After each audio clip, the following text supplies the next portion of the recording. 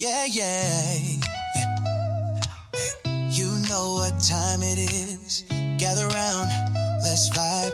It's Sunday, so let's ride. Nathaniel Noble Jr. coming through. Got the mic and the thoughts just for you. Dropping wisdom like sunshine, bright and clear.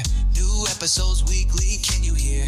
Every Sunday at noon, Pacific time. Tune in, let the good vibes rhyme.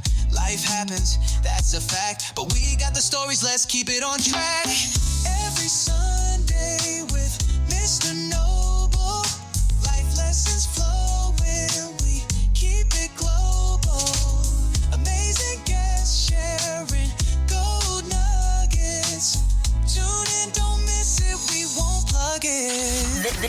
This is the Nathaniel Noble Jr. podcast. Yo, it's your man Nate. What's going on? Thanks for tuning in to the Nathaniel Noble Jr. podcast. On this Sunday afternoon, what's going on, everybody?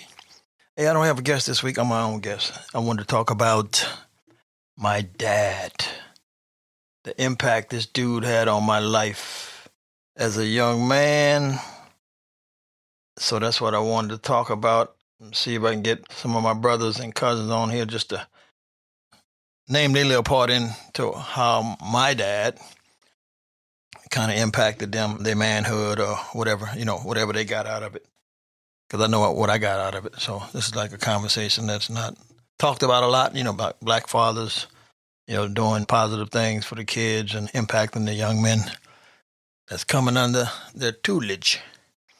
So years ago, I can't remember what year, but I wrote this song in honor of my father, Mr. Nathaniel Noble Jr. Sr. Oops, I'm so used to saying my name. Nathaniel Noble Sr. I'm so used to saying my name in the show, Nathaniel Noble Jr. So I'm a junior. I'm the firstborn son of Mr. Nathaniel Noble Sr. Yeah. Born in Louisiana. I think he was born in New Orleans or Raceland or somewhere, but I think it was New Orleans. But yeah. This is a episode dedicated to, my father and, the man he made me to be. So let me get into this song. I just wanted to play this song I had wrote. I was feeling something and I just wanted to write something to dedicate to the Pops. May he rest in peace. He passed, November 11th, 1992. So he's been gone for a minute. Died at the age of 46.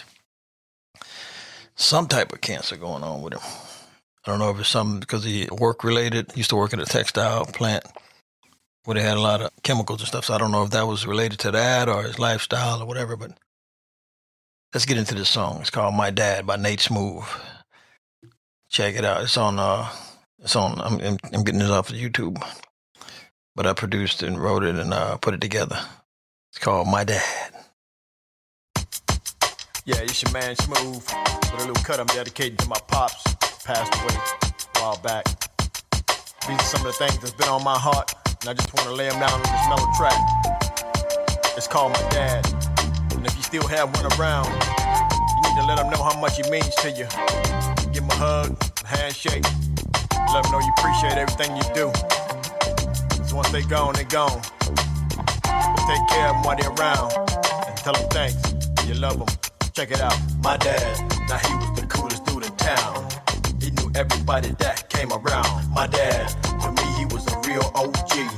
When I was young he gave me my first weed. My dad was big and strong and he was kind. And when I needed him I can always find. My dad, now he was a man's man, you see. I guess that's why he meant so much to me. My dad, he was just a fabulous man. I wish that I could just hold his hand. And my dad, and even though you're only 6 feet deep, you still mean the world to me. My dad, he was just a fabulous man. I wish that I could just hold his hand. And my dad, and even though you're only 6 feet deep, you still mean the world to me. My dad, now as I look back in the time, you always seem to be on my mind. My dad, I miss the way you used to share your hugs. And then your handshake showed a lot of love. My dad, we used to have the time of our lives. We got along fine and everything was nice. My dad, I'm very sorry that you had to pass. That's why these memories of you is gonna last. My dad, he was just a fabulous man. I wish that I could just hold his hand. And my dad, and even though you're only 6 feet deep, you know you still mean the world to me. My dad, he was just a fabulous man. I wish that I could just hold his hand. And my dad, and even though you're only 6 feet deep, you know you still mean the world to me. My dad. See, my dad been so many things to me. I don't know if I have enough time in the room on the song enough to mention it all. He represented strength and hope to me. Next to God Almighty, he was next in line. My dad was my hero, my mentor, and my homie. And even though he was far from perfect, to me, he was a good man. You know why? My dad, he was just a fabulous man. I wish that I could just hold his hand. And my dad, and even though you're only 6 feet deep, you know you still mean the world to me. My dad, he was just a fabulous man. I wish that I could just hold his hand. And my dad, and even though you're only 6 feet deep, you know you still mean the world to me. My dad. Yep, that was my dad. Cool little jam, huh? Yeah, so Pop was an interesting dude. Married my mom back in the days, had 4 kids. I'm the oldest son. I got an older sister and a younger sister and a younger brother. Something happened. I, as far as I can remember, mom and dad split up. I think I was in kindergarten or something. And from that age to graduated from middle school, 8th grade to summer of, I can't remember which year, man. But I was 13 to the summer of right out of middle school, and somehow we ended up, I wanted to go stay with my dad for the summer, and asked my mom, and I think me and my little brother went over there, and eventually all 4 of us went over there, but things happened with my sisters, and they bailed ship for whatever reason. I think my dad was a little too rough, and dad had 3 different women. Dad used to be selling weed. He had a dump truck, so there was a lot of stuff going on. And he was raw, you know. He was uncut, but to me, he was the coolest man in the world in my life, because that was my daddy. Well respected in the neighborhood. You know, he was the man, the plug, and nobody messed with him. So, yeah. So I moved over there when I was 13, did the summer. And then as the summer was nearing in, I'm like, man, this is so cool over here. I love being my father. And, you know, what he was doing. When I went over there, he was in the process of building a 2-story inside of a single-story house. So it was finishing that up, putting that together. And so he had some cool friends and a lot of homies around the neighborhood. And it was just a good time for a 13-year-old kid to be around, you know, the man that created him. I don't know. It just was. It was different. I was ready for it. You know, from 5, I guess from the age of 5 to 13, I was, you know, living with my mom. We used to see our dad come, you know, bringing some money and stuff and hang out a little bit. But so we knew of him, and you know, we was in contact with him. But we wasn't like missing him because we had each other and cousins and neighborhood friends. So as kids, you know, it wasn't like he was, a neglected father.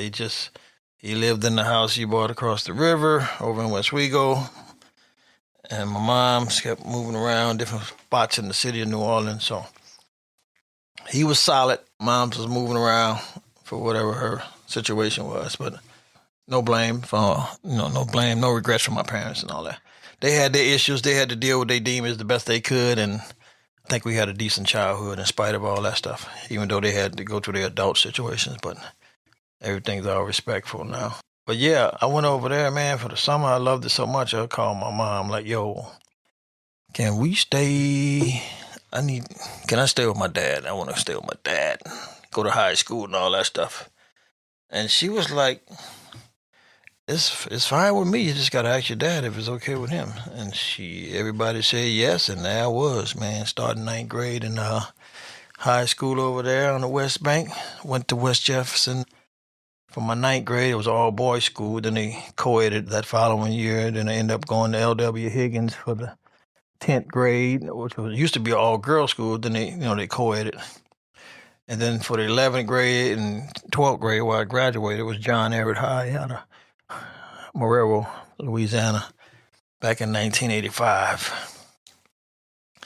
Then from that point, graduated high school. My dad had, during the high school year, my dad had a dump truck. And he taught me how to drive that. So I'm driving an 18-wheeler without a license because I didn't have no license. My first license was a commercial license, Class A. So when I turned 18, I took the test and all that, and then I was bona fide. Now, mind you, I knew how to drive the truck before I was 18 because I was learning all my years in high school on the weekend and all that. Went to work with them and whatever off days and stuff. So I was learning how to drive this truck, man. And my pops this dude was like a drill sergeant. A drill sergeant, I'm serious. He was scarier than the drill sergeants I had in the Air Force basic training, boot camp. That's why basic training was so easy for me because my dad was, he was serious. I knew he loved me, but he never beat me or nothing, stuff like that. But just the respect for his manhood and his power, just knowing that's my dad, I got to listen and pay attention, and he get excited when he trying to explain stuff, and then you don't catch it. He gonna turn the volume up for the whole neighborhood here. So it's like under that intense scrutiny and power of wordplay, man, if you didn't get it together, his words would crush you down to a pulp. But that was part of the journey of building me to kind of work under pressure and take life like a grain of salt, because he built me like I would say it was like a steam cooker, man. The way he was raising us and the way he was teaching life, it was all serious. He was a funny guy. He said a lot of funny names and named everybody in the neighborhood with nicknames and always had some jokes. I don't know if he was trying to be funny. I think his wordplay, the way he talked and the way he explained stuff and the way he named different things, it was so funny, man. Have your doggone stomach hurting and the back of your head hurting because you're laughing so hard. So if I got any funny, that's probably where I get it from. If I ever made anybody laugh saying some crazy stuff, I probably get it from my dad's side of the family, because my dad, uncles, and aunties, they some funny people, but they'll cuss you out in a heartbeat. I got a little bit of that too, but I got a little bit more control over that publicly. But the internal circle know I get down with it, but publicly I'm a nice guy because I was raised in that savage environment. So yeah, Pops was cool, and as we going through high school, Pops had his 3 women. They knew about each other. Everybody was cool, I guess, because that's how I came over there. That somebody was all one, and I was shocked. I'm like, wow, I ain't never seen nobody do this live. Yeah, my dad, the man, the weed man, got a dump truck, got 3 women, rotating them. And they was cool. That's my mom's. So rest in peace, Andre. And rest in peace, Deidre. They passed. And that is still around. Bless our heart. But yeah, they was all good ladies and stuff. And we didn't have no issues with them. Had respect for them and all that. But that was my dad's circle. And I guess he was trying to, I don't know. I wouldn't say he was trying to raise us that way. It just, that's the lifestyle we came upon when we moved in there during that summer. So I don't think he was promoting it. It just, that's where he was at in his time. Because like I say, he started off married with my mom. I don't know how long he was married, but he started off married with her, and then he made another brother of ours, Kevin, then Gerald came, and then Chris and Nikki, Trina, April, and Dominic. So we had, I think that's all. So I think it was 11 total. Allegedly 11 total. I'm not going to dig into that. But anyway, he fed all 11 of them, so that's his. But yeah, Pops, at the end of high school, I was, Pops was a hard worker. I got work ethic from him. Work ethic, take care of your family, be responsible, pay your bills, stand on your word. Yeah, he was just solid, man. Solid. Workout, the workout ethic. And what else? Just mental toughness. I got all that from him. And the thing about it, what happened was, after high school, so they got one of the women he had to move in because she had three kids, having 3 kids, and she kind of outgrew her mom's house, so he brought her in, so it was crowded. Because first it was just me, my dad, and my little brother. So we was the 3 amigos, and then the women rotate through, whatever nights or whatever, and they always had their own place to go. They didn't live there with them. But then when he moved in, his main girl with 3 babies, it got crowded. It changed the dynamics of everything. So I'm like, I'm about to get out of high school. I guess we were supposed to be starting the trucking industry. Start off with the one truck, and we was going to get more trucks and just be a trucking conglomerate. But things started changing. I guess times got tight back in the 80s. The truck business slowed down. The weed was drying up a little bit, so it was a little tough. And I'm like, all right, I'm about to get out of high school. I need something to do, make some money, and it's getting too crowded in this house. And I'm going to take all these skills my pops gave me and what I learned from my, mother and grandmother and coming up, and I need to go do something with myself, because this lifestyle, I'm not going to be a weed man. I'm not going to be a womanizer or whatever you call it, or a player or whatever that is, a polygamist. I'm not going to be all that. That ain't really my soul, so I'm not going to do that. So I decided I was getting ready to go in the Army. I was signing up for the Army. I was taking the ASVAB in the Army side. And then a friend of mine, Michael Dunn, right around the corner, he had went in the Air Force. And he said, yo, man, you got to come over in the Air Force, man. It's nice. They got nice equipment and stuff like that, and it's clean, and you ain't got to be all dirty, and got nice facilities. I said, well, hell, I don't know if I'm smart enough for the Air Force. Army, I was thinking about the Army. I passed that test, and then he talked me into, my friend Mike talked me into coming over to check out the Air Force. He said, well, just take your test scores over to the Air Force and the recruiter and see what's going on. I said, okay. So I took that over there, and the Air Force like, yo, we got a whole bunch of jobs you can do based on your scores. I said, well, I want to work around airplanes. Okay, cool. We're going to get you in the aircraft maintenance when you're ready to go. I'm like, well, let me get that delayed entry program, because I'm not ready. I got to tie up loose ends and make sure I'm physically ready for this basic training. So I think I signed up in November, and I was gone in March of 86. I think it was the day, the day I went in? I know the space shuttle blew up, allegedly, that day, back in 86. And I think I was going in that day or something like that, or that week. But yeah. So I went to Air Force, and cool, I got stationed, and I went to Lackland, I went to Shepherd, and then I ended up in Columbus, Mississippi at the Columbus Air Force Base. And so, which was a 4-hour drive from Columbus to New Orleans, and finally bought me a little pickup truck. And then I come home on the weekends. I was dating a girl. I don't remember how old her name. She know who she is. But anyway, that lasted about 8 months, and didn't work out. I had to break it up because things wasn't looking like it was supposed to be looking. So anyway, I end up back on the base, single, rolling around, doing my thing. But I used to go home every weekend, see my little girlfriend, and then visit, for family. And everybody thought I was, man, you in the Air Force? You home every weekend? How you in the Air Force? You home every weekend? And that's what I did. Rode home every weekend in my little brand new pickup truck.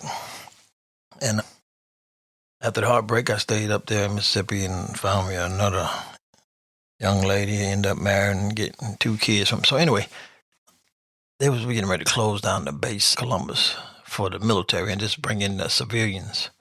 So they was like, yo, y'all gonna have to move to different bases. They got some options and some openings in different spots. So I ended up picking up California, ended up going to Norton Air Force Base out here, came out here in 88.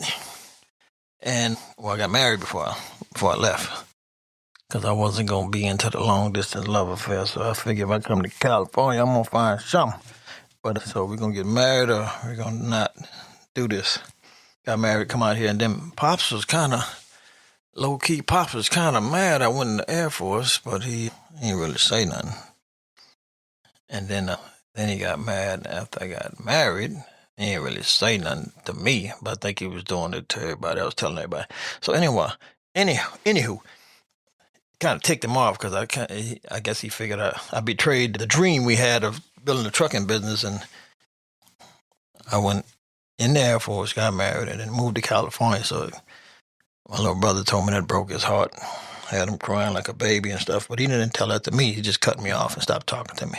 And that broke my heart because I'm like, dude, what'd I do? Went all through high school, no problems. Never been to jail. I never got in trouble. As a young black man in New Orleans with all that influence, I went signed up in the Air Force, got into that, graduated from basic training and tech school, working on airplanes, straight out of high school, got married, did all the right things, and my pops got pissed off at me. I don't know. He never explained it to me. Next thing I know, I come down there with my little baby and stuff. I wanted her to meet her grandpa, and he wouldn't let me in the house. I'm like, that broke my heart, left there with tears. So anyway, but to say all that, I don't hold none of that against my dad. I got through it as I matured and grew and prayed about it. God revealed to me that he was broken from his childhood, and, he never did overcome a lot of stuff, between his mother and whatever his father and stuff. So, but anyway, I love my dad. I don't hold nothing against him. No regrets, no remorse, no animosity. I forgave him. But the thing about it, the next time I seen him was at his, not the grave, at the funeral. That was the last time I physically seen him. And, when he died, I went to his funeral. Laid a rose on him and gave him a last kiss, man. And that was it, man. But my dad was very instrumental into the man I am today. And I thank God for my mom understanding that these young 13-year-olds and young boys need to be around their father. And the thing about it, I don't think my mom knew the lifestyle my dad was living, and I definitely didn't tell her because she would have probably said, get y'all behind back over here, and I would have missed out. So no.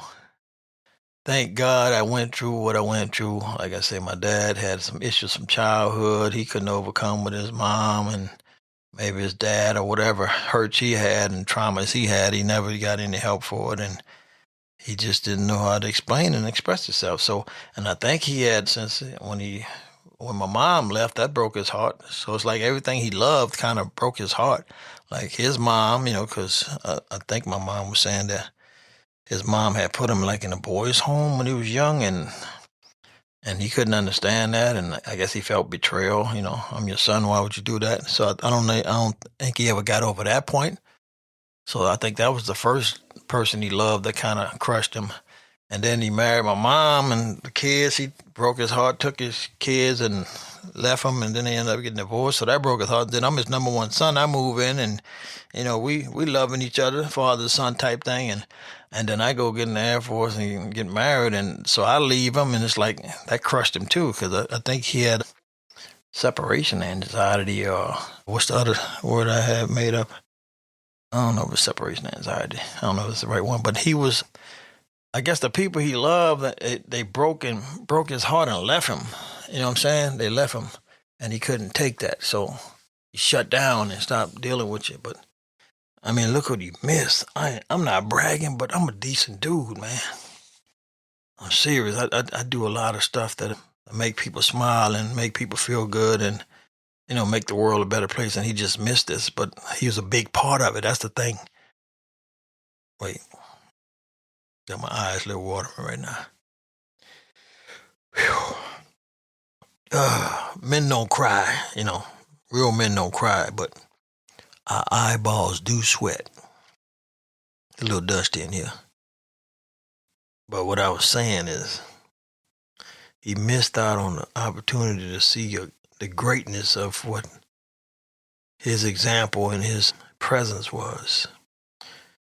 Well, all his kids, really. Because everybody's doing well, Everybody's doing well.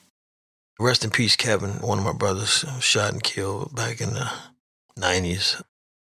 So may his soul rest in peace. But he was working and, taking care of his baby. But yeah, everybody's doing well, and I'm saying he just missed out because he died at 46. I guess he wasn't a big hospital guy. He didn't care about going to the hospital. He did home remedies and stuff. But I'm sure the brokenheartedness, the compound brokenheartedness from his mother, my mother, and me, and whatever else kid that kind of went off and couldn't take the harsh reality he was dishing out. And he probably never healed from that, so that probably, I would never know. It's just something I'm just thinking about and looking in the rear from the little lack of knowledge. I mean, the wisdom I done gained over years and maturity as a man and a father. So, yeah, but I don't have any, no bad feelings to my dad.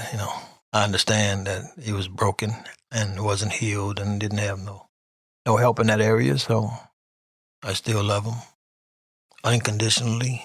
And like I said, if it wasn't for the time I spent with him, I have no clue of the pieces of my puzzle of my manhood would be not there. I don't know where I'll be, who I'd be with, or doing what I'll be doing in life without them 4 years of high school with my dad, hands on. And I mean, like I say, he taught me how to drive a truck in high school, and my first license was a Class A.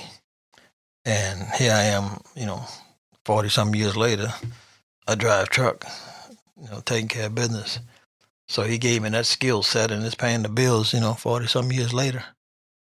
Yeah, man, I'm telling you, fathers, yeah, important, man. Fathers, you are important. Whether you with the mama or not, you are important to your children.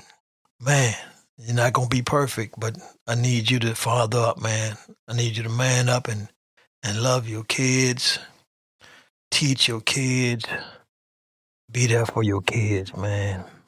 I'm telling you. It's one of them knot in your throat moments for me, because a lot would have been missing if I didn't have that piece of my father in my life. Broken home and whatever else. It just didn't make a difference as long as he was present. He was accessible, and, that makes a difference. I can call him, and I'm just trying to encourage dads to do dads, man. Be better than what you had if you didn't have a good father or role model. Just break that curse and just be a better man. Try, man. Work on it. Stay in contact with them kids and love on them kids and teach them the best you can. Yep. So anyway, I'm going to try to call a couple of these fellas that was impacted by my dad and see if they'll talk to me over this phone. Hold on, let me see who I can get. See if I can get my brother. I know a bunch of them going to be saying the N-word and cussing. I'm going to have to straighten them out and tell them it's a rated PG show. Let me call my brother Gregory and see what he is. He probably out there on the road. Oh, man. A little dusty in here. Start talking about my dad and the impact he had on me. All right, let me see. Let's see if we can get this cat here. This is my brother Gregory, born right after me, second boy. One second.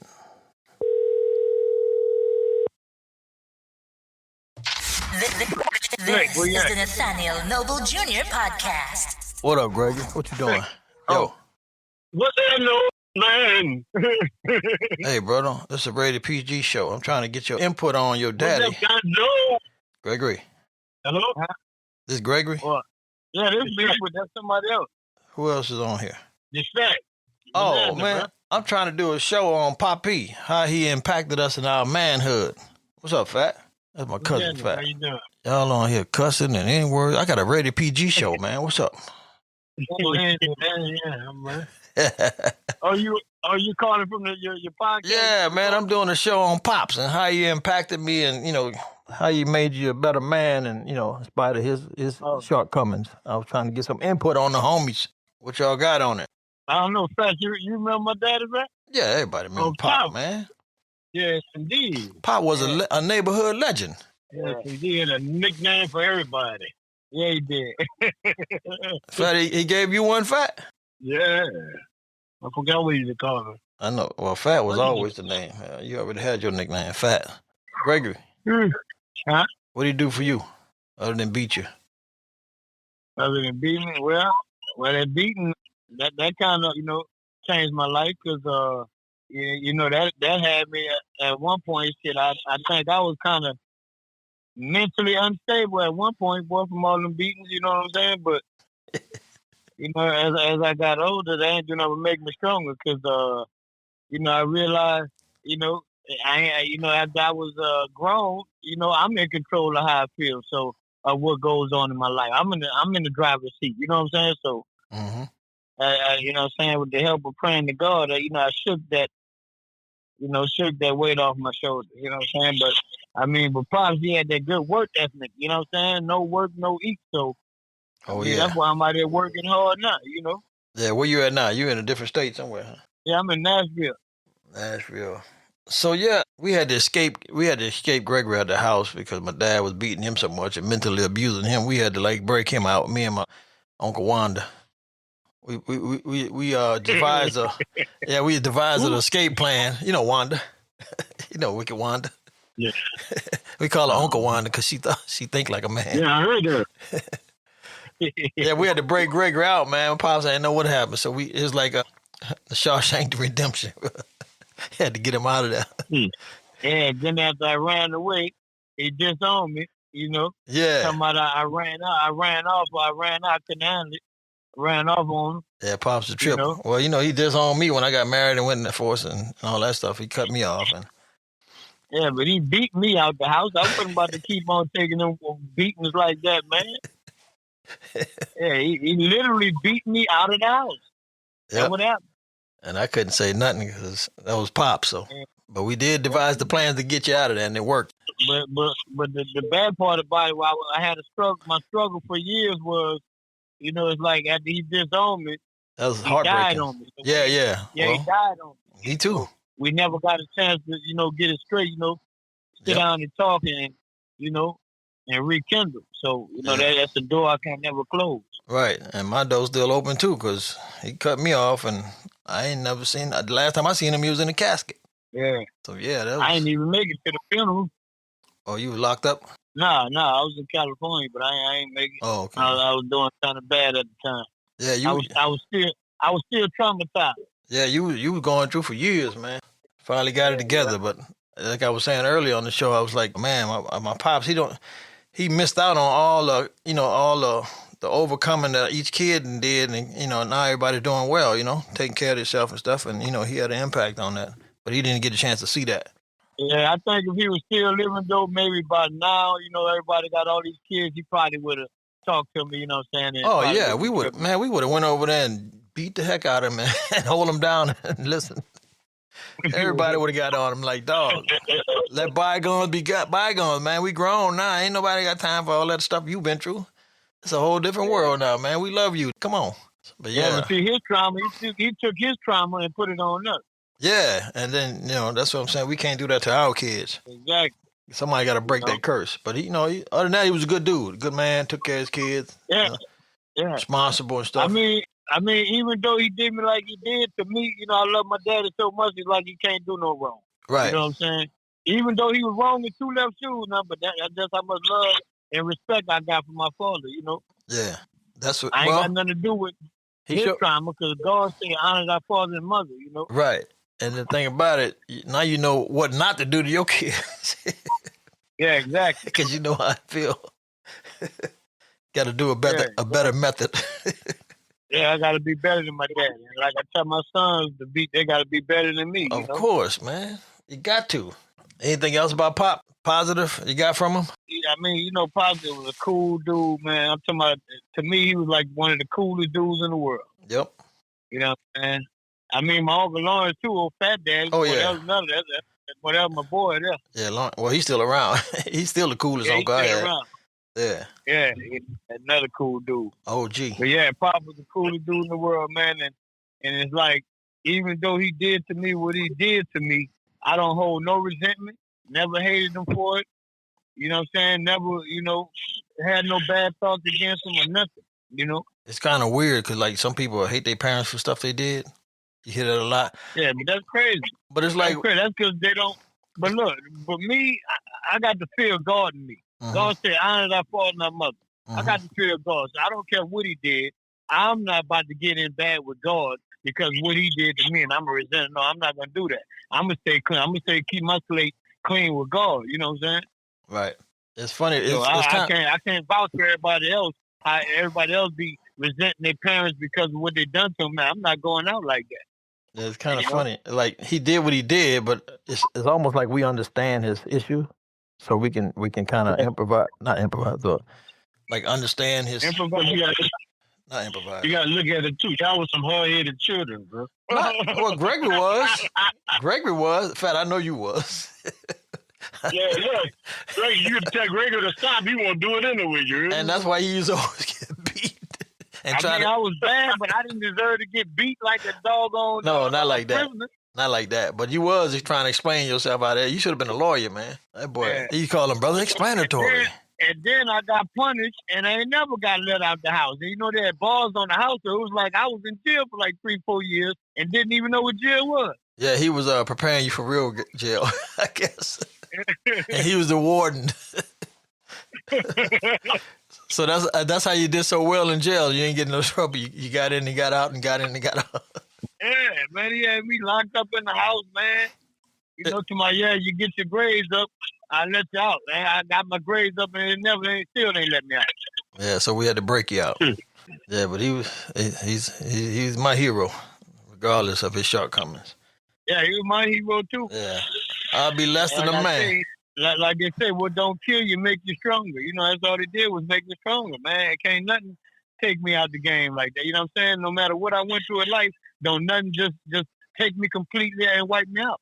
Yeah, you've been through some stuff, and then you survived. You survived Katrina and everything, and that was Katrina, the streets, drugs, alcohol. Come on, man, I didn't survive it all. Yep. Rough down here, bro. I say, fact, it's rough. It's rough, bro. See with one eye open down here, bro. Yeah, I done survived New Orleans too. Yeah, I know.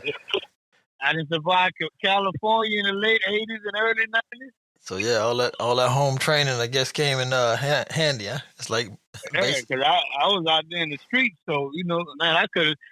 That's why I believe in God so much, because how I was out in the streets. Yeah. If my life was in my hands, man, I'd have died 1,000 deaths. When I used to come over there, I never seen that side of Poppee, but I never seen that side of Poppee. No, he was cool. He was cool on weekend. Yeah. Yeah, but you know what? He's always set us up for our hands whooping, do you hear me? We supposed to be home at 8 o'clock. This nigga want to bring us home at 10:30. Yeah, oh yeah. Mom didn't want to hear that. Regardless, I told you 8 o'clock, you did. Oh yeah, exactly. Your mom ain't play. Poppy to be laughing at us, running around the truck when we get out the truck to bring us home. Your mom didn't play either, Fat. Hell no. Tina did not play. Exactly. She was a drill sergeant too. Well, I remember. Yeah. Hey, I remember she came home one time. Me and Marlon was in there fighting, knocking down stuff. Boy, anything she can grab, she grabbed it and started swinging it. Boy, I'm talking about lamps or whatever she can reach. Boy, she went to swinging, boy, and trying to knock us out in there. Hey, that's how you deal with boys, man. You got to pick up some stuff and knock their head off. Yeah, she did not play. Like good mom said, y'all in there. Y'all in here tearing up my, you know. Y'all in there skylocking. Yeah, boy, she came in there like Bruce Lee in that mother. Yes, indeed. Got your mind together then. But anyway, I got to call like Chris and Gerald and Lionel and see what they talking about. Just for checking in, trying to get some input on Pops, man. The importance of fathers, man. Telling you, dads. Yeah, fathers. Yeah. We underrated, boy, but we powerful. Yeah. Yep. We always get thrown to the side, you know, the fathers neglected, you know. But keep doing your thing. Yeah, I'm proud of everybody, mom. Yeah, mom, grandma, aunties, all that. We don't. Yep. It's all good. They forget about the daddy. Yep, just continue to be the rock. Yeah. All right, fellas, let me get the other cats on here and stuff. I'm going to holler at y'all. All right, man. We'll get back. Much love. All right. Late. All right, that's my cousin, Fat. He one of my cousins from my mom's sister. She rest in peace. My auntie, Teeny Marie. Fat, that's Lawrence Jr., her oldest. But I try to keep their language cool. They held it a little bit. But other than that, it'd be cut loose on that. So for you virgin ears on there, that's what's going on with that. All right, let me see if I can get Gerald in here. Our other brother Gerald, he's got a different mom. G Money. So y'all make sure y'all check out his show. He got a YouTube channel, XCon Media. Let's see what he got to say about his dad. Nathaniel Jr. podcast. Yes, sir. G Money, what you doing? You got a minute? A hot second. We up here by the brand, baby. Oh, you can't talk about your daddy and the positive impact he had on you? Probably can do it on the way to the house. I'll catch you later, and then we can talk. We can chop it up. I can just add it to it. Okay. All right, dog. All right, Gerald's busy. This is on the spot, so don't blame me, folks. I'm doing my job here at the Noble Podcast, so don't forget. This is the Nathaniel Noble Jr. podcast. That's right. I do my show like I do my show. Let me see if I can get my other brother, Chris. He's the baby boy of the bunch. Yeah, he's the one that told me my pops was heartbroken and crying after I left. So, and it messed him up too, because I think he was 10 years old when my pops died. He was living with my dad, or our dad. Let's see what we got there, Chris. He might be busy with my uncle. Let me see. This is a impromptu show. He's down in West Wego.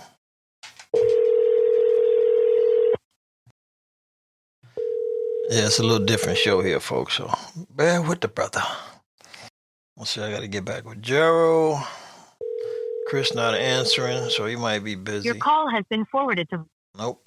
But yeah, this episode was just me talking about the positive impact my dad had on me in spite of his flaws, shortcomings, and his childhood trauma and stuff he didn't overcome, in his life. But still, it still was a good impact that it had on me and my brothers and everybody that knew him, especially the fellas and the guys. So the girls would be a whole different story. They take things different. But I just wanted to talk to the men. And I got to get back with the other fellas. But anyway, I'm going to pause this for now and start it up again when I get my brother and see if I get my cousins on here. Yep. Actually, you know what? Matter of fact, my cousin Lionel, he left me a voicemail. I might can play that right now. Let's see. Yeah, so I might can play this one. Then that'll cover his story because he had a different take from my dad, which is his cousin. I just got to find the text with it in there. Yep. But yeah, old Pops was the man. He was the man. He was the man. An imperfect man, but he was perfect for me. He was just what I needed. The tool up for this life, you know what I'm saying? I don't know if anybody can relate to that, but yeah, my dad was the man. Okay, here goes my cousin. So this is my cousin Lionel. This is his story of the impact of my father. Or his nickname, his name was Poppee. They used to call him Poppee. So check it out. This is Lionel, my cousin. Man, what Poppee meant to me, that was what he was known as, Poppee in the neighborhood. Everybody had a nickname in that neighborhood development where he lived. Everybody had a nickname. Everybody. He wouldn't give me one because he knew my mother, his aunt, told him none of her kids better not have a damn nickname. I do remember that. I was young, so he wouldn't give us a nickname. But man, he would always come to our house, stop by, get a meal, just to say what's up, how you doing, see how we doing. Always stop by, because his dad ran a junkyard right next to our house. So, he would stop and talk to my Uncle Boogie, his pops. Then he'll come over there to us. I was young. A lot of good memories. Just loved being around him because, it was time to get a haircut. He'll stop by, see if I needed one. Me, Nate, and Greg. He would have Nate and Greg with him, and then he'll stop by to see if I need one. Go to James Barbershop right down the street from the house, out there in Avondale, man. One of the best barbers I've ever known. I mean, I got some good barbers out there, but Jay was the best barber I know. But Poppee, man, never met a stranger. Of course, that's a noble blood, man. None of us ever met a stranger. My mother always say, your daddy would talk to a rock if it talk back to him. Positive dude, didn't take no mess, stood his ground. Truck driver extraordinaire.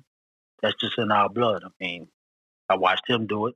God rest his soul. I watched my daddy do it. God rest his soul. I watch, my brother do it. God rest his soul. And I do it now. Nate do it. Nate drives. Greg drives. It's just in our blood. Joe, his kids, they drive. It's in the blood. Positivity, man. A man's man. He took care of his kids. Every time we went over, they were there. You know, from what I saw, like I said, I was young, but it was always together. That's one thing I do remember about him a lot. First dude in the neighborhood to have a 2-story. He added the second story to his house. I'll never forget it. That was one of the most amazing things I ever seen in my life.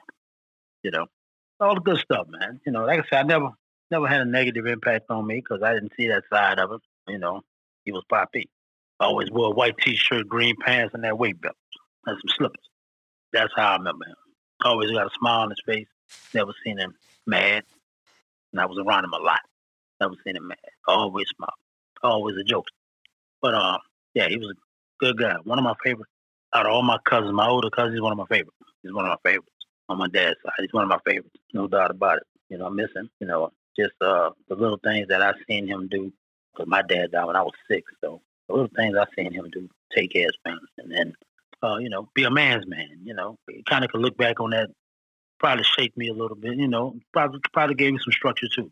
You know, I grew up in a house with 6 women. My brother was the oldest. He was in the Air Force. So, you know, Poppee, and like I said, he used to come by all the time. My uncle's dad used to come by all the time. So, you know, I guess that helped shape me be the man I am today, too. I got to give him credit on that. You know, I can't look back and think about it because I was young. You know, that was a lot. You know, like I said, he was always a presence. And everybody in the neighborhood knew him.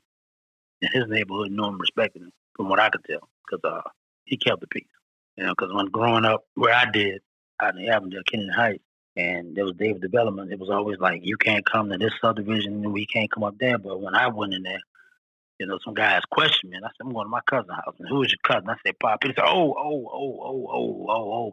Yeah, okay, yeah. I forgot your last name. No, but yeah, man, you get a pass. I went and told him what happened. Man, he jumped on them dudes, man. I never had a problem again. You know, everybody used to come get me to go back to the neighborhood because they knew Poppee was my cousin. But Poppee, I mean, you know, the greatness I saw, appreciate it. Thank God for him being a cousin, being that cousin in my life, being that man figure in my life to give me a little bit of guidance. You know, I can't say he gave me a lot because I can't remember, but just that guidance. You know, he had that guidance. That's what I got. And I'm the cousin, Lionel Note. Yep, that's my cousin, Lionel. Yep, so that's his side of the story from what he can remember because, you know, we was young, teenagers. And, you know, we wasn't into this. We didn't have the internet and social media and a lot of stuff we can record with. We had old school stuff, big video cameras and Polaroid cameras and Kodak, which you had to go get developed at the store or whatever. So a lot of this technology we didn't have. I wish we had it back then. My dad would be viral. With the combos we didn't had, the laughter and all the doggone name called the neighborhood, man, it was like a comic club in the whole neighborhood. And people used to have their cousins or people come to the neighborhood, visit them, and they'd pass around by our house on Heather Street, and everybody wanted a nickname. Everybody wanted a nickname. They wanted Pop to give them a nickname. You wasn't the cool person if Pop didn't give you a nickname. That dude was awesome. Awesome. So I'm going to end this one right now, but I'm going to have to follow up with my other brothers and stuff so I can finish this story. Right on. I'll be back. This is the Nathaniel Noble Jr. podcast. Yo, so I finally caught up with my brother Gerald. This is his message about Pops and the impact he had on him. Check it out. All right. I guess it started for me early as I can remember. I probably was 2-3 years old. I remember, or maybe it was between, from what I can remember, between the ages of 3 and maybe 5 before we went to California. I stayed on Wayne Avenue by my grandmama's house. I think it was 724. And so, you know, back then we can go around the neighborhood. It wasn't nothing for a little 4-5-year-old to be in the streets back then. You know what I'm saying? So I knew to walk over there to Heather Street. So I used to come over there and hang out. I remember times when Pops was letting me drive the car, hold the steering wheel, and, you know, stuff like that. I remember the Roman bread and the peas, and them the two distinctive things I remember. I remember that wheat, that Roman wheat bread and peas. I don't remember nothing else. I remember them two. But I remember going over there at them ages, and then all of a sudden, my mama with my stepfather moved out to California, and my little sister was born out there in Hayward, California. Then we eventually moved to Houston, Texas. I was born in 75. We moved to California in 79 or 80. Then we left California in probably 80 or 81, because I think we couldn't have been out there no more than a year. Then we moved to Houston, Texas, and we stayed in Houston from like 80 to about 85. Because I remember kindergarten, first grade, and second grade. So in 85, I was 10. My first interaction dealing with my father probably was like 87, when I was 12. Found his name in the phone book. At that time, when we left Houston, after my sister and them daddy died in a car wreck. So after we left Houston, we moved to the lower Ninth Ward on Lazardis Street. Then we moved to New Orleans, and we left New Orleans East and went to Destrehan. And so I had to be around 12 years old at that time, and that's when I started having interaction with my father, because I looked his name up in the phone book. And at that time, anything outside of the city of New Orleans was long distance. So I figured out to call him, dial 0 and collect call from. When he heard it was me, he accepted the collect call. So I remember doing that a few times, and every time we talked, it'll always be for an hour or two. And I always did it when my mother was gone away from the house. I pick up the house phone, call them, we'll chop it up for an hour. So at that time I was like 12, so that was around 87. Eventually we left Destrehan, and I think we briefly moved to Metairie before we went to. I take that back. I got kicked out. I went to St. Rose Elementary for 6th grade. Then I went to Destrehan Middle School for 7th grade. But I got kicked out of Destrehan Middle School. That's when my mama sent me to the lower Ninth Ward to live with my grandmother and my great grandmother. So then I was going to Lawless High School at that time for 7th grade. I don't remember having any interaction with him while I was in the lower Ninth Ward. Now, to this day, I really don't know why, because I was talking to him while we was in Destrehan. That's when I initially first started talking to him. So I don't know why we wasn't talking or didn't have any contact when I was in the lower Ninth Ward. So eventually, after that, we moved to Oklahoma. And I think at this time, I was about 15. I was running away from the house. I called him up, called Pops up, and told him I need a bus ticket. So he went down to the bus station, got me a bus ticket from Tulsa, Oklahoma. I rode the bus, man, and I got down to the bus station in New Orleans, and I got a chance to see him for the first time. I was 15, but for the first time since I was a kid. When I was 15, he pulled up at the bus station. He had Kevin in the truck and a couple of the small kids. It had to be April, and it probably was Chris in the car, because I remember I think it was 2 on. He came picked us up from the bus station. Came pick me up from the bus station. He had Kevin, and it was at least April. I think that's exactly who it was. It had to be April, and it might have been Chris. Or it was April and Dominique. I know it was April for sure. Yeah, so got down, came across the river to the house, kicked it or whatever. I might have spent the night or whatever, and then was living with my grandmother. I think he took me home, and I was, living with my grandmama, and then I started going back to Lawless High School again. So every Friday, he'll scoop me up, and he'll come get me from the lower Ninth Ward, and I'll spend the weekend over there with him, mostly spending the night by Kevin's house, though. But yeah, my memory, out of all of these kids, I probably spent the less time with him, So I got very vague memories. I remember doing a roofing job with him on Chris and them grandmama house. He had me, Kevin, and I guess a couple of his partners and everything, and tearing the roof off the house, taking up shingles up, throwing them in the dump. He paid me and Kevin $100 for that. I remember that. I remember spending the Easter with him. I think Ashley probably was like 5 months old at the time. I remember spending that Easter with him because he went and picked Mookie up, and we was all by the house. So this had to be Easter of 90, either 90 or 91. So, but, as far as all of the stuff that I've heard over the years that all the rest of the siblings went through, I didn't go through that. I didn't get the cussing out. I didn't get the beating. I ain't never got a beating from him. He ain't never cussed me out. That boy used to call me G-Man. Gave me the nickname G-Man.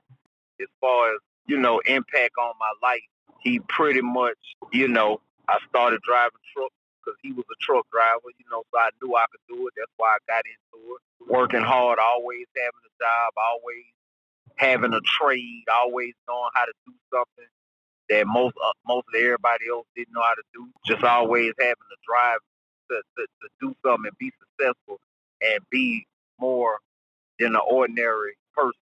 I got a big old dually truck, just like he had, got to pay for a truck, pay for a dually. To my understanding, his dually was paid for. He might have came up out of there and paid for it cash. Other than spending some, some weekends in I think 90 or 91, because I ended up going back to Oklahoma some kind of way. Went back to Oklahoma, and for a couple of months or whatever, however long, and in 1992 I stole a car and ended up back in New Orleans. May of 92, I got locked up at OPP, and Pops was gone before I got out. So when he passed away, I was sitting in OPP, so I read the obituary in the paper. That's pretty much my recollection. I didn't go through a lot of the stuff that the other ones went through. Like, I remember smoking weed as a child, maybe 3-4 years old. I remember those times, but I don't really remember much. I only remember some of the stuff that my mom told me. Nathaniel Noble Jr. Podcast. That's my brother Joe, long-winded. I told him to make it a short story. He doing the whole episode, but that's him. And that's his recollection of our father. Like I say, all of us got different memories and stuff we got from him, for him being our pops. So like no two of us got the same, I guess, experience from him. But we all got something from him that was, that keeping us afloat today, as far as our manhood and work ethic and stuff like that. Take care of our children and all that, being his brothers, black men and stuff. So I got to get Chris. I think I'm going to be done with the brothers. I'll be back with Chris as soon as he give me his recollection. And I think he probably have the most time with my pops from 0 to, I think, 10 years old when my dad passed. Chris was 10 years old, so he got the most consistent time, straight 10 years in a row with his dad. I had 1 through 5, and then caught back up at 13 to 18. That's what I got for a solid time, day by day time. All right, I'll be back with the rest. All right, so I finally caught up with Chris. He gave me his message, but he got an annoying smoke detector beep in the background, so bear with me. It's worth it. Hi, everyone. This is Christopher Williams Sr., son of Nathaniel Noble Sr., last son of the great figure that was known as Poppee. One notable thing that I learned from my father is to not touch something that you're not able to handle. Don't get into something that you can't handle. An example of that is one time he had a scooter in the house, like a scooter that you have to put the kickstand down and pull back on it to prop it up, where it pops up on both of the kickstands. It's all one single kickstand, but it's 2 legs. But in order for it to be stand freely, it has to be propped up on the kickstand. And I wanted to sit on the bike. I actually wanted to ride it. I probably was about 8 or 9. I was strong enough to rock the bike off of the kickstand, but I wasn't strong enough to get it up, to put it back on the kickstand. I had the whole said bike up from about 8 p.m. on a Friday night to maybe like 7 a.m. Saturday morning. I woke up to holding the bike leaning against the wall after many, many attempts of not being able to get the bike back on the kickstand. So then my father, Nathaniel Noble Sr., came and put the bike on the kickstand, made me some eggs, gave me the good talk about don't touch something unless you're able to handle it. Don't get involved with it, unless you're fully capable of dealing with it, whether it breaks or it works optimally. Yeah, that's one good thing that I learned from my father. As a man in a truly special way. My father died 1 month and about 8 days after I made 10. So all of the things that I learned as a man, I had to learn from him in hindsight. But he was a great teacher during the time that he was here, and very, very informative, very thorough as a teacher, and kind of explaining things to me in the future tense. As a result, I became a truck driver. I became a phenomenal father. Pretty good cook without him actually having to be here, but just knowing the things that he did and was able to do. Good with carpentry and everything, and just taking care of things and liking things to be nice. I learned all of that from him. All of that affected me and made me into the man that I am today. His green thumb, his knack for horticulture, his thrill for learning, and all of that affected me as a man. By me losing him real early like that, I couldn't learn as much as I could have learned if I was a lot older. So a lot of things I had to put it together over time, and just learning things from my family members and just learning things from myself. He and I are very close. Our birthdays, his birthdays was October 1st. Mine is October 3rd. So, I mean, we're a lot alike with the birthdays. We're both left-handed individuals. And I just really think I'm a lot like him. Just him passing on me at an early age like that, and me not being able to spend as much time as I would have liked to have spent with him. I still probably spent more years with him than any one of my siblings in totality. Like full complete years. 10 full complete years. It wasn't a break or anything. I had him the entire time. One of the boys, my sisters were all younger than me. But me as the last son, I was able to spend 10 solid years with him and having him every day. Yeah, all of that affected me as being a man. It made me want to continue to honor my father. It made me stand up and be a father for my own kid. I've been there from 0 to 18. He's 18 now. I've been there every single day. The ups, the downs, the broken arms, the teeth losing, changing Pampers. I got all that from my own daddy. So yeah, all of that affected me as being a man. Even when I was young and didn't understand, long before he had passed away, he would tell me, hey man, some of your friends out there, they don't have a dad. And I never really understood that. I never did. It never resonated with the time and where I was at mentally in life. But time passed and he passed with it. And then I was able to see clearly exactly what he meant by what he was saying. A lot more clearly. Yeah, cherish your fathers out there, people. Fathers are an amazing thing. No matter how they are, they still were your vessel into this life, to this world that we live in. Honor them. Honor them at all junctions in life. Honor your father. Honor thy mother. Honor thy father. But for this message here, definitely honor your fathers. Fathers are needed. Fathers are essential. Nathaniel Noble Jr. Podcast. So yeah, here's a call from my cousin. I want to see if he's going to get in on this convo about the impact his uncle, which is my father, had on him as a man. Yo, what's up, cuz? Man, about Uncle Poppee and the impact he had on me. Nah, I was up and coming, so I didn't know too much about life. He left me when I was like 10, 11 years old. But anytime this man's name was mentioned, it was surrounded around respect and a lot of love. So I tell you what, if I had to point at the impact that he made on me, I think about him every day to this day. And anytime I'm giggling or laughing with Chris remind me of him. So yeah, man, on a positive note, I love him, I missed him, and without him, I wouldn't have y'all. So yeah, he did a good job. Oh yeah, I got to add one more cat. Let me see if he's available. My cousin Marlon, this is Fat younger brother. Give me 1 second, I'm going to wrap it up. See what my man Marlon doing. Down there in New Orleans, little cuzzo. All right, let's go. He might be watching football. Hey, what's up, cuz? Marlon, what's happening, brother? Not too much, man. What's going on? Hey, I'm doing a show on Pops, right? You know, your uncle, Poppee. Yeah. So I got a couple of fellas on there commenting on how he impacted their life, you know, kind of manhood, you know, what kind of positive impact you got from him, even though he was a broken individual with flaws, but you still grab some good stuff from him, you know? You want to put some on there? He was tough, man. Your dad was he's like Uncle Maine, you know. Everybody was scared of him, you know, because his powerful verse, you know. It's like, you know, like a healthy respect. Yeah, it's all about respect. You know, like when you say something, everybody listen.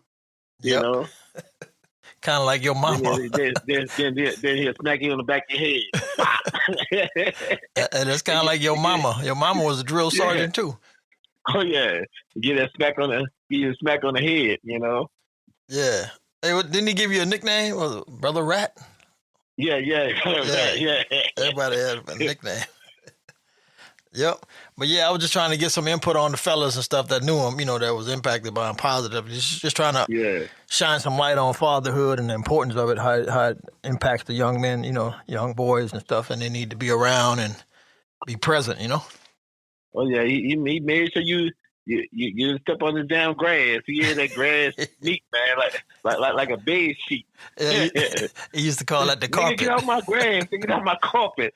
He said, make sure that carpet was clear. You know, I tell people this. I say my uncle across the river had the nicest grass in the neighborhood, and it was sitting up high. You couldn't even cross. You couldn't even walk on this grass. Oh no, the grass was so damn tight. Yeah, you know, he'd get on your ass. I said he'd be on the camera. Get on my grass. Yeah. Hey, Marlon, it's the PG show, man.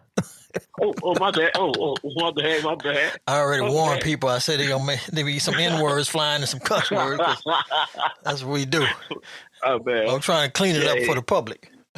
Yeah, he was a powerful man. You know, You know, kept the family together. Mm-hmm. You know, and he was rough. He'd talk to you like you know, the streets to build you up, build your confidence up. Yeah. You know, so he'll call your names and see if you can take it. You start crying and you gotta go. You gotta go home. You can't be over here. Can't be over here all week. You gotta have tough skin to be my own house. You know. Yep. Yeah, that boy, he was amazing. Ain't for the weak. I ain't for the weak. You know. Yeah, but if you want to be strong, go hang out and just take that abuse and take that the life lessons. He's gonna teach you something. Yeah, one thing about him, he was a man. Oh yeah, you know, all man. You know, all man. You can't go over there be the weakest link or mama boy. Crying and all that. That ain't gonna work. He was a neighborhood legend. The West. Oh yeah. West Bank legend. Yeah, the West Bank legend. If you ever get in the neighborhood, get lost trying to find his house, all thing I say is, "Oh yeah, I can take you over there." Yeah, that was crazy. But yeah, we're just trying to get the story out. You know, just trying to encourage fathers to do their thing, man. In spite of breaking up with the mothers or whatever life challenges bring you, man. Stay around them kids and do that. Do that for the kids, man. Be in the kids' life. You know, your dad was always around, and you know it makes a difference. Mm-hmm. You know, for boys and girls, they probably get a different perspective from him. But for us boys, the men, they need that manhood, man. They need their father to be present, just available, accessible. It's the comfort zone. Yeah, it's the comfort zone. You know, it's called dad for anything. The knowledge. If you don't know, he gonna find out. Yeah, I mean, like imagine your life without your daddy presence in it. You don't know what you'll be, man. You be half a man you are today. You're right. And you know, our dads, they never was perfect, but they was they was righteous and they was trying to do the right thing with best the stuff they had, and they gave us that manhood. There wasn't no nonsense. Yeah, but the good thing I like about my parents is like for school time, I was with my mom, and I appreciate that being in school. But on the weekend, I'm by my dad, right, and I'm around my uncles, my dad's side of the family. that we had a chance to run wild. But in the neighborhood, the family stayed in the neighborhood, so you can run wild in the neighborhood. Family stay on this side of the neighborhood, that side of the neighborhood. We were safe. Yeah. But like when my mom stayed, uptown around the third wall, we was more like my grandmother. Your mom was there on the corner. We was in the middle of the block. Yeah, it was a community. So that one block, so we was good. Yeah, that's what I was saying about like my mom and dad, they broke up and stuff. But it, like we wasn't sad or depressed because we already had access to our dad, know who he was, had his phone number, he'd come see us. Yeah. And then we had each other as cousins and siblings, so we always had stuff to do and friends. Right. So we wasn't sitting around weeping. We grew up together. It's like nobody thought that we was like cousins. Everybody thought we was brothers and sisters. Yeah. We always stuck together. Me and Gregory. Oh yeah, I tell you, little brother. He went that way. He said, "No, it's my cousin." Man, I thought y'all were brothers. He said, "No, we just hung together. Close. We close. We had a close knit family. Mm-hmm. And we stayed together." Yeah. So yeah, that manhood, man. I'm telling you, I don't know who I'd be without it. That's all I'm saying. Oh yeah.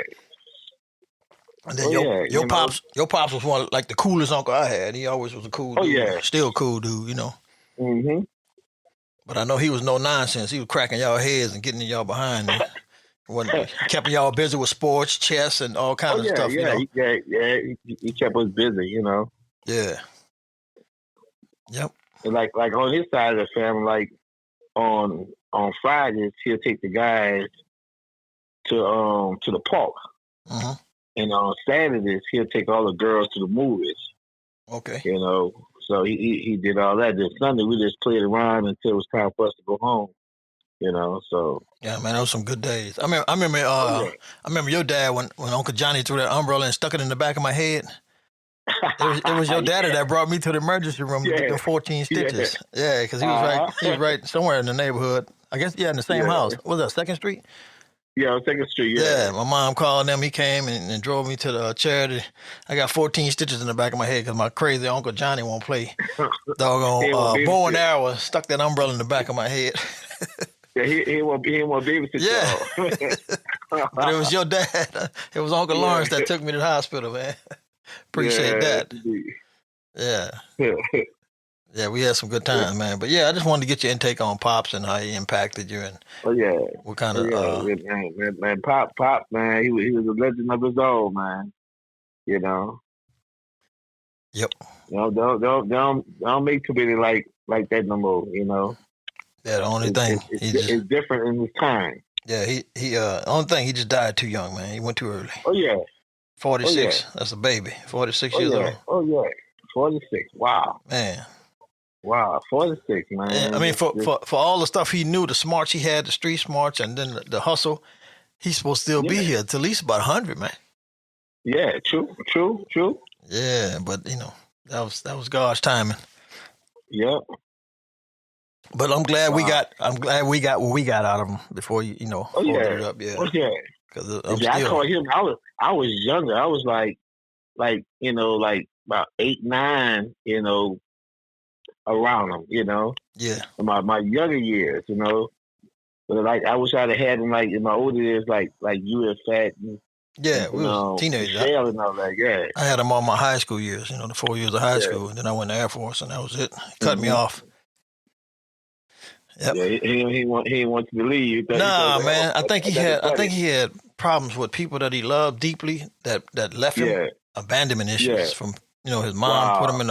His mom had put him in like a boys' home when he was young, and he was resenting that. And then my mom, he was in love with my mom, and then she took the kids and left. When I think I was in kindergarten, so that broke his heart. And then I'm the number one son. I come over there, and then Shell and Gregory and Mookie, we was over there, and then they started peeling off one by one. We had to escape Gregory out of there because he was abusing him. And then I went in the Air Force. He was cool, but he was like, man, we were supposed to be building a trucking empire, but then it got kind of crowded in there with all the new kids and the women moving in, so it changed the dynamics, and I had to find my way, Yeah, I couldn't be the weed man and the pimp daddy. Yeah. Your pops was he was a different type of character, man. I ain't never seen, I ain't never saw a man have ever since.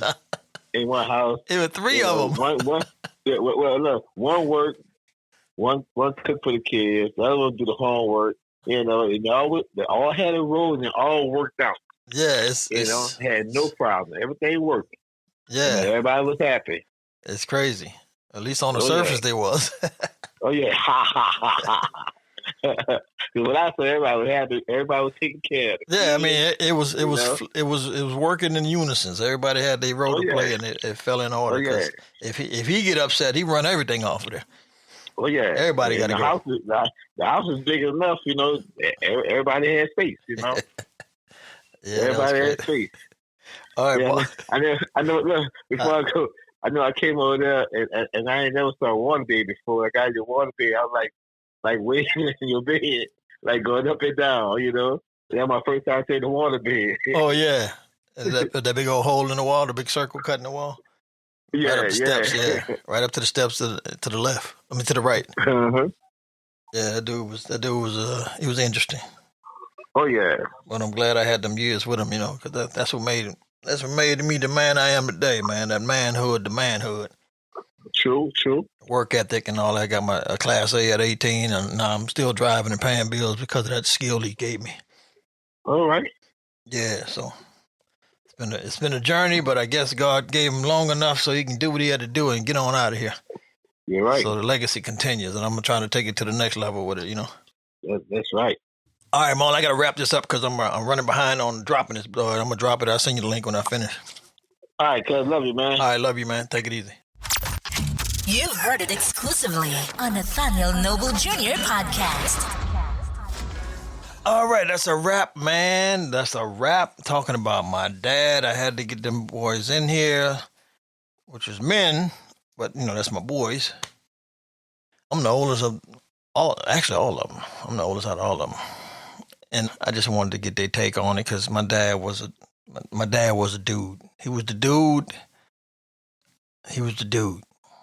And I just wanted to, this is a show that's dedicated to him and his impact he had in his absence. All the stuff he missed. So we want to shout him out and thank him for, doing what he could do and what he did and the stuff he probably never know how he impacted us as young men, young boys coming up.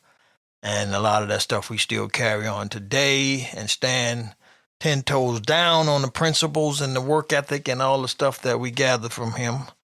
Not his imperfections, but, his the good stuff about him. So, yeah, I just wanted to bring that to the forefront of this show and just reach out to all the men, the fathers, especially in my community, black and brown. We need to stand up and be men in spite of the world conditions, in spite of what they try to put us down, and mentally brainwash us and systematically whatever they're trying to do, all these traps and pitfalls, don't fall for it. We got kids and responsibilities. Take care of them. In spite of your hurts and pains, get yourself together, get your healing, get your fix, lock up with God and to walk that walk, man. It's gonna be all right. Yeah, you made some mistakes and stuff, but that ain't your end story. It's not the final chapter. So, hey, turn the page, make it better. That's all I'm saying, man. With love for all my brothers out there. And as a father myself and stepfather, step-grandfather and all that stuff, and to any kid that's in my presence, I'm father. I do father stuff, I lead and encourage, inspire, and motivate, and I show them love, So, yeah, if I can be an encouragement to other men out there, young men or whatever, struggling with doubt and fears and all kind of other animosities and anguish and stuff about life, man, if you got kids out there, be the father in spite of the circumstances. Be accessible, be present, talk to them. Don't be ducking them, If you give your word, follow through with it and stuff because they learning from you. Especially if that's your seed or if you're a stepfather, whatever, it don't matter. If you got a kid in your presence, you want to do your best. You want to let your king shine. Bring your king out, man. And if you don't know how to bring your king out, you need to pray to God, get in that Bible, get you some scripture, find some other manly men, some men, the men amongst men, and ask, man. Real men will tell you, man. Real men will give you some guidance and instruction and stuff on what to do. But you got to be meek and humble and, willing to listen and learn and don't feel ashamed. There's no unimportant question. So ask and you shall find the answer. Other than that, this is your man Nate on the Nathaniel Noble Jr. podcast. I know it's a little long, but this is a worthy episode that needed to be told. It's the end of the year, and I just wanted to get that out there, man. I was thinking about my dad and stuff, and I just figured I had some of the fellas on here and see, because it ain't just me he impacted. He impacted a whole generation of people that we're going to take it forward, in a positive way. Other than that, y'all be good. Thanks again for showing up, and I appreciate y'all. And don't forget to subscribe, share, and like, and whatever else, Check out the links in the description and have a great end of the year. And we'll see you later.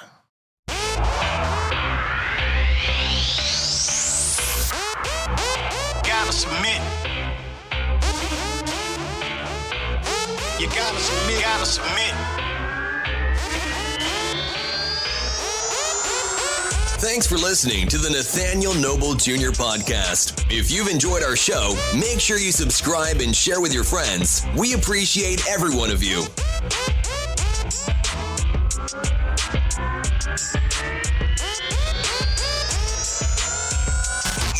Nathaniel Noble Jr. podcast. You gotta submit.